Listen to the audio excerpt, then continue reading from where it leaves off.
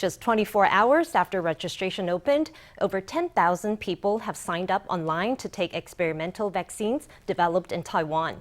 But officials say applicants still need to go through a vetting process to make sure they are suitable test subjects.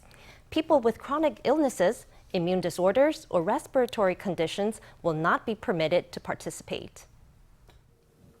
Already, more than 10,000 people have registered to participate in clinical trials for a COVID-19 vaccine candidate. Even Health Minister Chen Shih-chung says he'd be pleased to take the jab. I would be very happy to join, but I would have to look into the regulations on that. After all, I am in one of the agencies overseeing these trials. I would have to look into whether my participation would be restricted, but I would be very willing. Not everyone who registered will be accepted as a subject, officials say. Prospective volunteers will be screened for suitability through blood tests and other basic evaluations. Those with breathing conditions or chronic illnesses may not participate. There certainly is a clinical inquiry process. In vaccine and drug trials, the test subject's physical condition is observed after vaccination to make sure there are no problems. Then, the subject can leave the hospital. They have to come back to the hospital a few times depending on how many times they need to be vaccinated. If it's twice, then they need to come 4 to 6 times. Another question put to experts was how researchers will ascertain the effectiveness of the vaccine.